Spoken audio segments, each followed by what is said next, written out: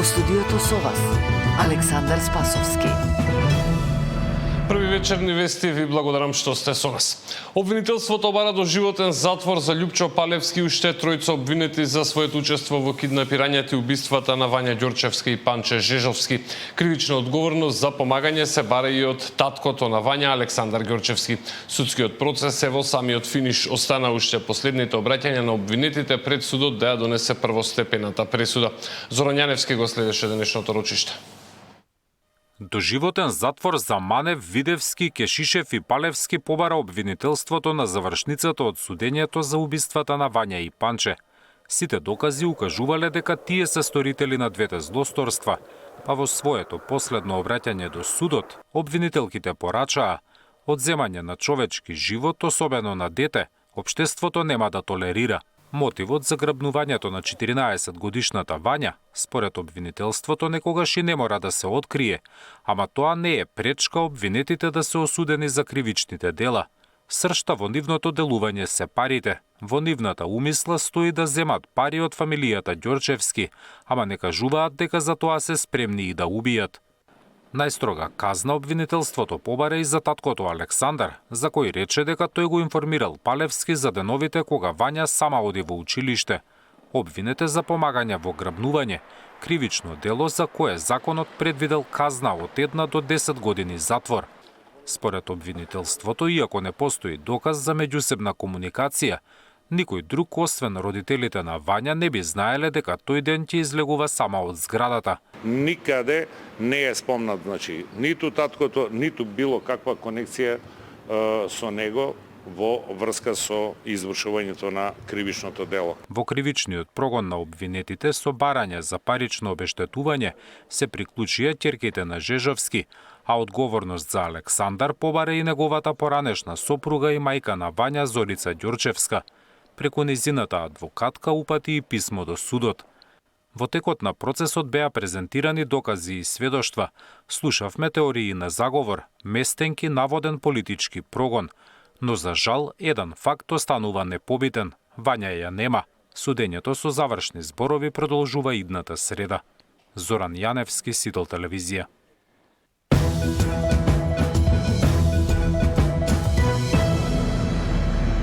Македонија има принципиелни позиции во процесот на евроинтеграција, му рекол министерот за надворешни работи Тимчо Муцунски на својот бугарски колега Георг Георгиев во телефонскиот разговор за кој попладнево извести македонското МНР.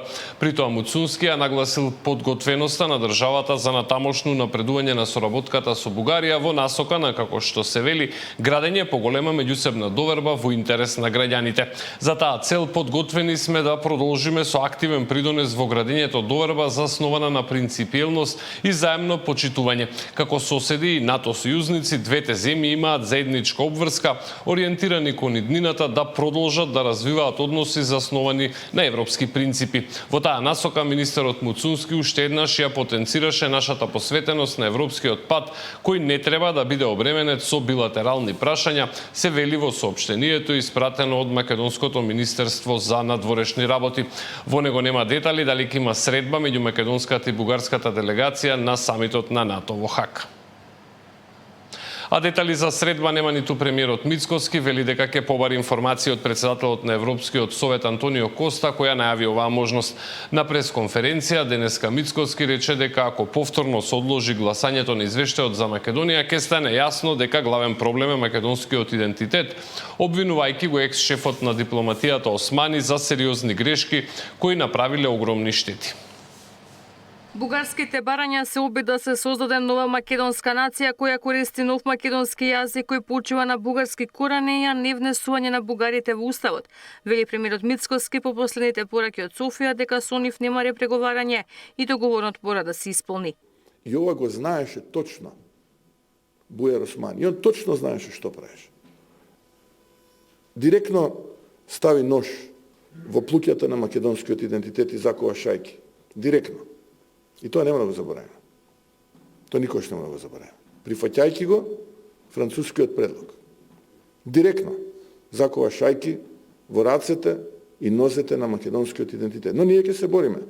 Секаде ќе се бориме.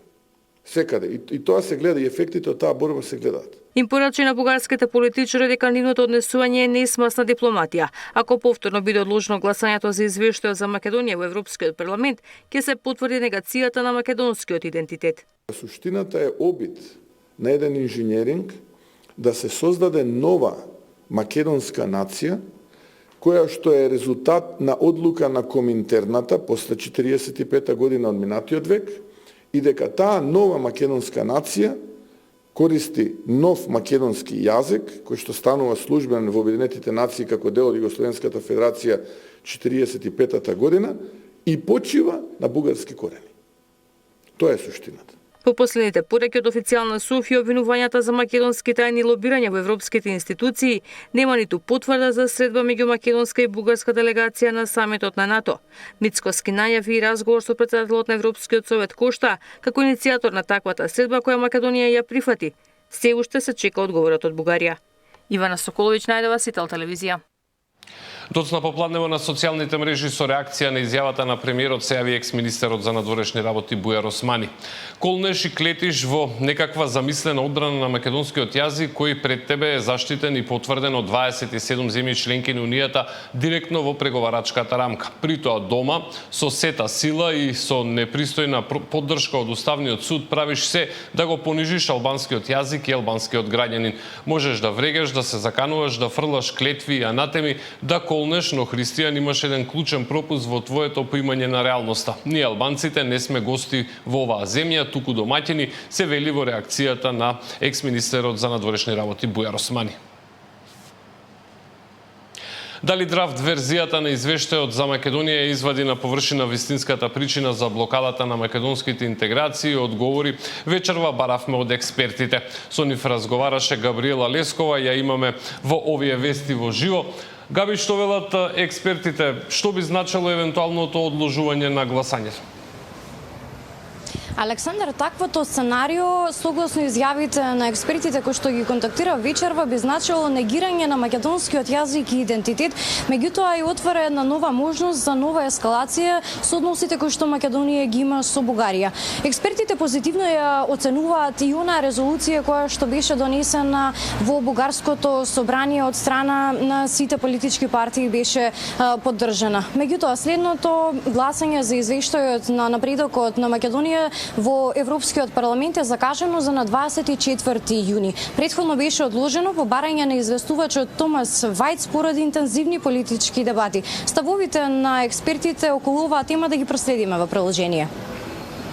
Ако повторно се одложи гласањето на извештајот за напредокот на Македонија, тоа ќе значи негирање на македонскиот јазик и можна ескалација на односите со Бугарија. Домашните политички аналитичари велат дека таквото сценарио ќе представува пораз за самиот Европски парламент, како институција која континуирано го поддржува проширувањето на европското семејство. Молколот кој доаѓа од Европскиот парламент со можноста да се изгласа многовековно постоење на македонскиот јазик, добра порака, но таа има своја политичка цена. Таквата реафирмација на македонскиот јазик доаѓа со зголемен притисок за решавање на уставните измени и продолжување на преговорите. И затоа владата го чувствува тој притисок. Повторното одложување ќе значи можеби нова ескалација на тензиите помеѓу Македонија и Бугарија. Мислам дека доколку дојдеме до ситуација да биде одложено гласањето или пак да биде усвоено во една различна форма, тоа ќе биде пораз и за самиот Европски парламент. Да не забораваме дека Европскиот парламент е институција која што во континуитет го поддржува процесот на проширување и кредибилитетот на оваа институција дава еден сигнал дека оние представници кои што се директно избрани од граѓаните на Европската унија се согласуваат, односно го потврдуваат постоењето на македонскиот идентитет и јазик. Експертите од областа ја оценија како позитивна резолуцијата која изгласаа бугарите во Народното собрание, со која партиите се согласија целосно да се почитува договорот за добрососедство. Она што го имаме како нов текст од бугарска страна дава една надеж, знаејќи дека ние во минатото сме имале текстови од бугарското собрание кои што содржале многу поригидни и потврди ставови од она што го имаме сега. Од една страна, добро е тоа што во најновиот текст на бугарското собрание нема дополнителни услови од она што е потврдено во така наречениот француски предлог, но од друга страна искуството што го имаме со соседна Бугарија не тера да бидеме попретпазливи во односите со нив. Инаку Инаку гласањето за извештајот за Македонија е закажано за на 24 јуни, а беше одложено по предлог на известувачот Томас Вајц поради интензивни политички дебати, но и противење од страна на бугарските европратеници кои бараат во документот да се додаде придавката сегашен македонски јазик и идентитет. Габриела Лескова, Сител телевизија.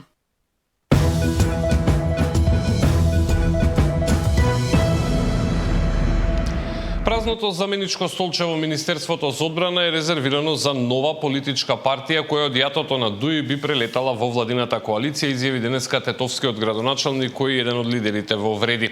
Тој рече дека преговорите се во тек и дека наскоро политичка партија која е дел од Европскиот фронт ќе се префрли во коалицијата на власта без да прецизира повеќе детали. По заминувањето на Таравари од владеачкото мнозинство, верни му останаа тројца од 5 мина пратеници, а во владата остане и вице-премиерот Фетај. На негово место во Министерството за здравство неодамна беше избран неговиот некогаш најблизок соработник Азир Алиу. Владината коалиција е отворена за за проширување и за пристап на нови пратеници. Сме со приговори со неколку такви пратеници, односно политички партии кои се дел од Европскиот фронт и многу брзо тоа ќе се случи.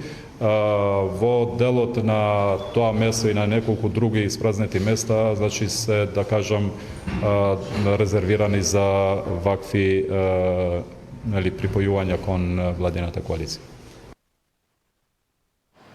Важноста на Преспанскиот договор била посебно истакната на средбата која вчера доцна попладнето опозицијскиот лидер Филипче ја имал со председателот на една од грчките опозицијски партии Сириза. Филипче на средбата со Фамелос констатирал дека двете партии треба да се свртат кон своите традиционални гласачи откако СДСМ и Сириза доживеа убедливи порази на последните избори во своите земји. На средбата истакнавме важноста на Преспанскиот договор како јасен показател дека прашањата меѓу државите можат да се решат преку диалог, без притисоци, без поделби и без конфликти. Разговаравме и за заедничките предизвици со кои се соочуваат социјалдемократските и левичарските партии, за подемот на авторитаризмот, потребата од враќање на социјалдемократските политики, особено оние насочени кон поддршка на работниците, потенцирал Филипче, пренесе СДСМ. Раководствата на двете партии се согласија дополнително да ги продлабочат нивните односи со оглед на тоа што делат заеднички вредности, цели и визии, се вели во соопштението кое што го испрати Сириза. Филипче вчера во Атина имаше обраќање на меѓународната конференција организирана од институтот Алексис Ципрас.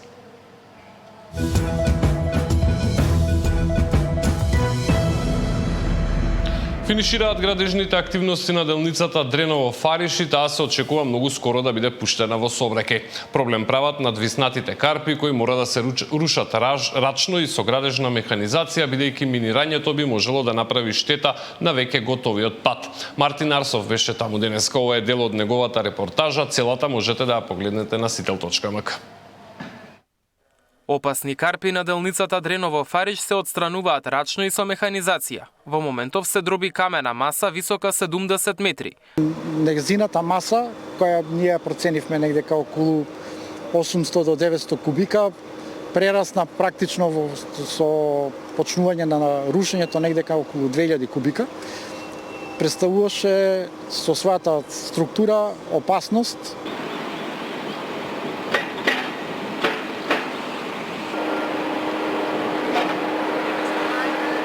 Делницата Дреново-Фариш е долга 10,2 километри. Изградбата пак чини околу 44 милиони евра. До сега се завршени 98% од предвидените активности. Хоризонтална и вертикална сигнализација и перење на патот и дополнително да се стави она заштитна мрежа за од дивеч на патот. Значи тие се отприлика уште 3-4 позиции кои треба да бидат завршени, кои според досегашното интензивно темпо на работа, очекуваме што побрзо, значи во прашање денови, недели да се заврши ова. После ова може слободно да се пушти патот до сообраќај. А на околу 200 метри од опасните карпи, работници забрзано поставуваа специјална мрежа на косините. Целта е да се спречат одрони кои се честа појава при посилен дожд. Делницата Дреново-Фариш е дел од експресниот пат Градско Прилеп. Целата рута води до Битола и завршува на граничниот премин со Грција Меджитлија. Мартин Арсов, Сител телевизија. Тука е крајот на овие вести, следните се за помалку од 2 часа. Се гледаме тогаш.